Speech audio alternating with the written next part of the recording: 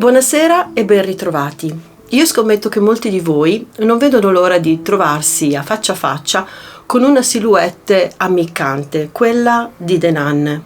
Magari dopo una serata tra amici, quando decidete di tornare a casa perché è l'ora di smetterla di fare bagordi e la macchina vi lascia in panne. Vi avviate lungo questo viale che vi porta verso casa, un viale alberato, dove guarda caso i lampioni non funzionano, tranne uno che sfarfalla e che fa comparire e scomparire la silhouette appunto della suora malefica. Figlia di uno dei tentacoli della serie The Conjuring, The Nun è un personaggio di pura fantasia. I due film che ne raccontano le vicissitudini non sono altro che film fantastici che non si rispecchiano in nessuna storia vera. Questo però non vuol dire che al loro interno non ci siano degli elementi che corrispondono alla realtà e questo non vuole nemmeno dire che non ci siano nemmeno dei fatti reali che in qualche modo si ricollegano o ci fanno ricordare la sceneggiatura del film. Incominciamo da colui che ha creato The Nun, Valak. Valak è il demone che nei film possiede la suora. Ora, Valak non è un personaggio di fantasia. Valak corrisponderebbe a uno dei demoni secondo la gerarchia demonologica che gli esperti fanno appunto dei demoni stessi. Il nome di Valak compare in moltissimi antichi grimori. I grimori sono dei testi esoterici, dei manuali che servono per la evocazione di spiriti maligni o benigni.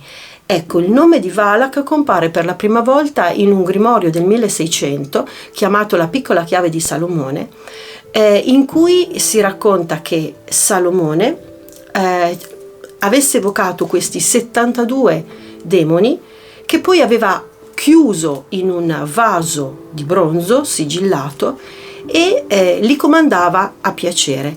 Ora, al 62esimo posto di questo elenco di 72 demoni c'è Valak, che viene rappresentato come un bambino alato dal viso da cherubino che cavalca un drago a due teste. Valak, secondo gli esperti appunto, viene chiamato come un presidente degli inferi e è di una smisurata forza, di solito agisce da solo ma comanda legioni di demoni, è di una estrema intelligenza, è capace di trovare tesori e comanda i serpenti. Il secondo elemento vero del film The Nun è il luogo, l'ambientazione.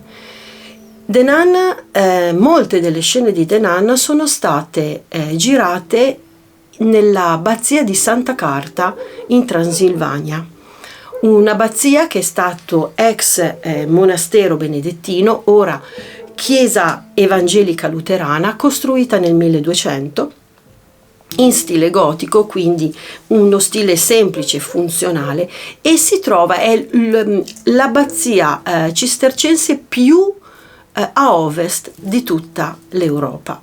Possiede un cimitero all'interno del quale i monaci ovviamente seppellivano i loro confratelli e possiede anche una nomea paranormale, nel senso che si dice che al suo interno si siano sentiti rumori e si siano addirittura viste delle presenze come dei monaci appunto che vagavano all'interno dell'abbazia stessa. Ora, grazie alla fama che ha avuto il film, il successo che ha avuto il film, è diventata una meta di turismo.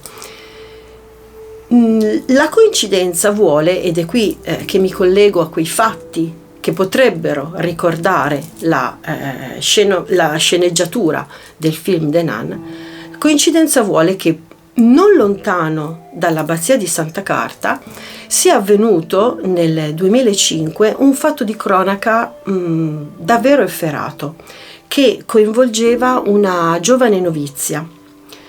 Siamo nel 2005 appunto, e Suor Irina Maricica Cornici viene barbaramente uccisa perché si credeva fosse posseduta dal demonio. Irina nasce nel 1982 ed ha un'infanzia molto molto difficile. Il padre purtroppo si toglie la vita e lei e il fratello più grande vengono, la mamma non c'era più, lei e il fratello più grande vengono portati in orfanotrofio e vivono lì per un po' di anni. Poi, quando il fratello più grande, Vasile, ha 12 anni, viene adottato solo lui, assieme però ad altri bambini maschi, da una famiglia che aveva una fattoria e che li ha adottati semplicemente perché voleva sfruttarne la manodopera. Irina rimane nell'orfanotrofio e decide di continuare gli studi, si diploma e una volta diplomata va a vivere in Germania perché vuole fare la babysitter e raggranellare un piccolo gruzzolo per poter poi ritornare in Romania, comprarsi una casetta o un appartamento e poter magari vivere con suo fratello, con il quale aveva riagganciato i rapporti nonostante lui fosse stato adottato. Quando nel 2005 torna a casa, torna in Romania, improvvisamente manifesta la decisione di volersi fare suora. Sbalordisce tutti perché non aveva mai parlato di questa cosa. Addirittura il fratello cerca di farle cambiare idea e allo stesso modo fa un assistente sociale che aveva conosciuto sia lei che il fratello durante il periodo in cui erano stati in orfanotrofio. Irina decide di pensarci su, ma nonostante questo alla fine entra in monastero. Poco dopo la sua entrata è vittima di forti crisi, viene portata in ospedale e le riscontrano un inizio di schizofrenia. Viene curata, le vengono dati dei farmaci appositi e guarisce, o perlomeno ritorna ad essere l'Irina di sempre. Con i farmaci la sua malattia riesce ad essere tenuta sotto controllo. Ritorna in monastero e ancora una volta è convinta e vuole farsi suora, ma in questo frangente uno dei sacerdoti, un giovane sacerdote, padre Corogiano, io chiedo scusa se non dico bene il nome, padre Daniel Corogiano, non vuole che lei si faccia suora, ma semplicemente perché non la vede pronta. Lei però insiste. E visto che le sue crisi purtroppo ritornano, all'interno del monastero decidono che lei non è malata, ma posseduta dal demonio, e quindi l'unica soluzione che si può adottare è quella di fare un esorcismo, e questo avviene. Purtroppo la ragazza questo esorcismo viene praticato da padre Daniel e da 4 suore. La ragazza viene chiusa in una stanza al buio, legata ad una croce, letteralmente viene crocifissa, le viene messo in bocca uno straccio perché non dica oscenità. Durante le sue crisi purtroppo capitava che dicesse oscenità o dicesse bestemmie, e viene lasciata in quella condizione per 3 giorni. Quando vanno nella stanza, passati 3 giorni, la ragazza era morta. vedendo che non dava segni di vita, la portano in ospedale, ma non c'era niente da fare. I dottori hanno riscontrato che la morte addirittura risaliva a un giorno prima. E quando i medici si sono accorti dei segni ai polsi, alle caviglie, che ovviamente denotavano il fatto che fosse stata legata, denunciano la cosa, per fortuna. Denunciano la cosa e il padre Daniel e le suore vengono arrestate e vengono processate. Padre Daniel verrà condannato a 14 anni di carcere, anche se poi verrà rilasciato dopo poco sulla parola, mentre le suore da 5 agli 8 anni. La Chiesa ortodossa, vi ricordo che siamo in Romania, la Chiesa ortodossa ha condannato questo atto efferato, ha chiuso il monastero e ha scomunicato ovviamente i responsabili dell'accaduto.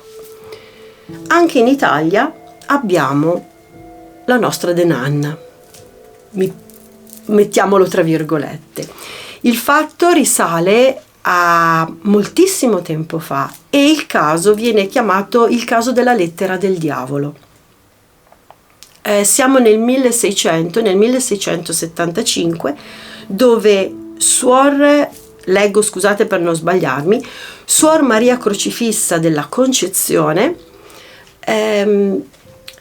appartenente alle suore benedettine del convento di Palma di Montechiaro ad Agrigento, in un momento anch'essa di crisi, scrive una lettera che viene appunto definita la lettera del diavolo. Questa suora è particolare perché al secolo, cioè il suo nome di battesimo era Isabella Tomasi, è un'antenata niente poco di meno di Tomasi di Lampedusa, colui che ha scritto Il Gattopardo e che ha inserito nel proprio romanzo come la Beata Corbera.